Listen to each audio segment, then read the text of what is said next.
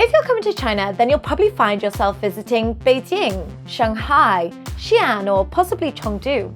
But China is a huge country, and many of you might be interested to see what other cities it has to offer.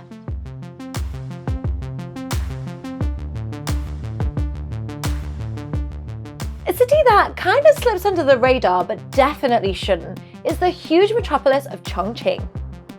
In this video, I'm going to show you some of the amazing things that you can do in one of the world's biggest cities.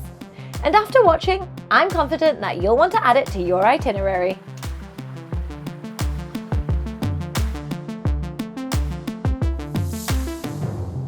Chongqing was originally part of Sichuan province, but in 1997 it joined Beijing, Shanghai and Tianjin as one of China's 4 direct administered municipalities, which effectively makes the sprawling city of 30 million people a province in its own right. Its beautiful landscapes and steep karst terrain have earned it the nickname of the Mountain City.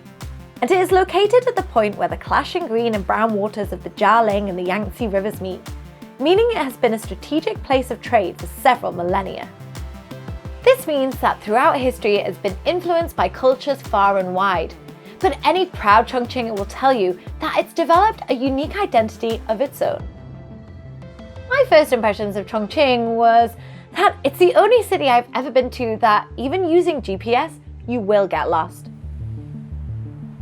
Only here can you enter a building on ground level, go up 10 stories, walk out, and miraculously discover you're still on ground level.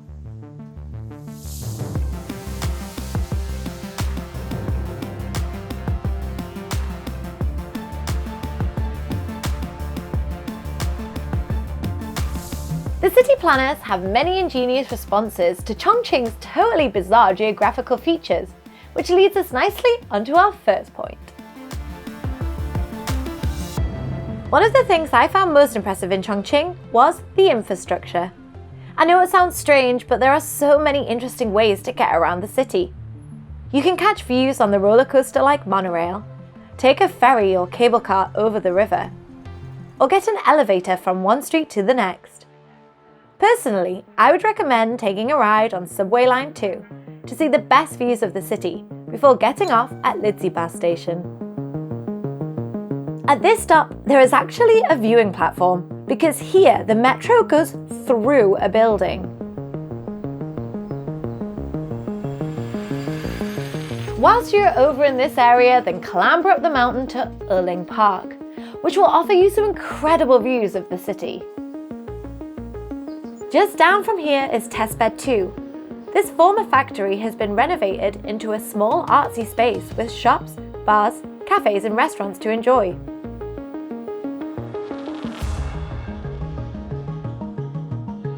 If you want something really different, then head back down the hill to find Cava, a bar that occupies one of Chongqing's many former bomb shelters. I don't actually have any B-roll from here, and I reckon you can probably guess why. During World War II, Chongqing was made the temporary capital of China, which explains why there are so many air raid shelters carved into the mountainsides. Instead of laying vacant, a lot of these have been renovated into bars, restaurants, and other hidden gems. In fact, it was in one of these renovated shelters that we got to sample Chongqing's most famous dish, which made for a totally unique experience. If you come to Chongqing, then one thing you can't leave without doing is sampling its mouth-numbing hot pot. Chongqing is the birthplace of this fiery dish, and it's a staple diet of every Chongqinger. But hot pot is far from the only good food that you'll find in Chongqing. The city is filled with places to eat. If you head to the JIEFANGBEI area, you'll find an abundance of local eateries. The BAYILU snack street, as well as many food markets to sample some great local grub. Chongqing is renowned for its generous use of both chilies and Sichuan pepper, which gives the food a numbing and spicy taste. Oh, I'm so hot, burning my lips. Be warned, you might have a delicate stomach after sampling some of Chongqing's dishes. This area is also full of interesting photography spots as it's one of the older parts of the city. You could easily spend hours wandering up and down the many hidden alleyways and stairwells, snapping pictures of locals as they while away the hours playing mahjong and chatting with their friends. It's safe to say my Instagram is going to be on fire after our trip to Chongqing, just as soon as we find the time to edit all the photos that we snapped.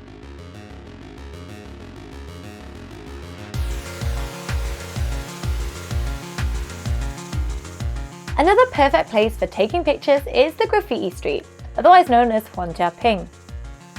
This 1.2-kilometer stretch of road is covered in amazing murals and is the perfect place for art lovers to wander and spend the hours sipping tea with locals in JIAOTONG Tea House.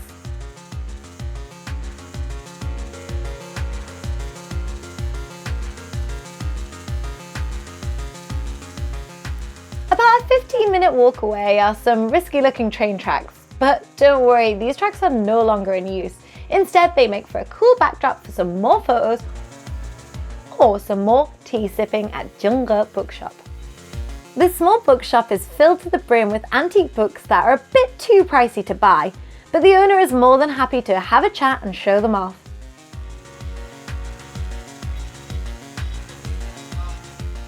For the few international travellers that are familiar with Chongqing, that's probably because it's the hopping on or off point for most of the Yangtze River cruises which depart from the ancient CHAOTIANMEN docks.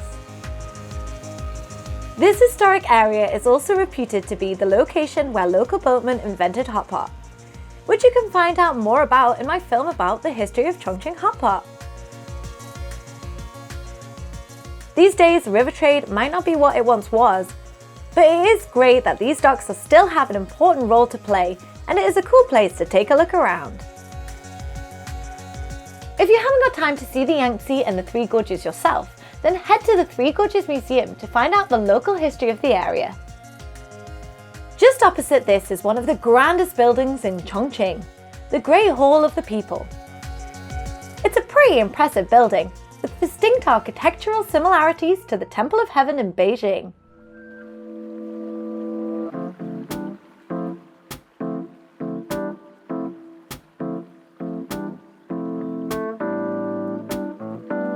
Chongqing is known as one of the three furnaces of the Yangtze River, along with Nanjing and Wuhan. So it's probably best to avoid it in summer if you can. It has many nicknames, including the City of Fog, as it experiences up to a whopping 100 days of fog each year. If you are lucky enough to catch the city on a clear day, then head up high to check out the views over the multiple street levels the city has to offer. Looming over CHAOTIANMEN Dock is the enormous Raffles City, which has a glass viewing platform for those who are brave enough to try. My advice though would be to visit this at night time.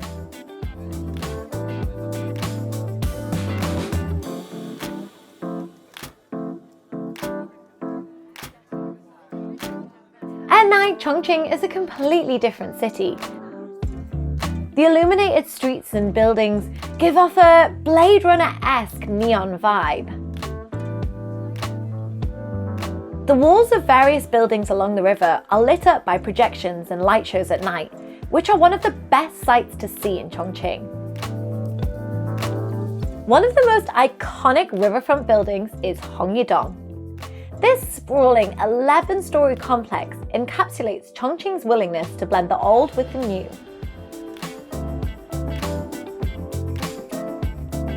It was renovated in the 90s, but still keeps the traditional stilted Dajiaolu style that Chongqing architecture was once famous for.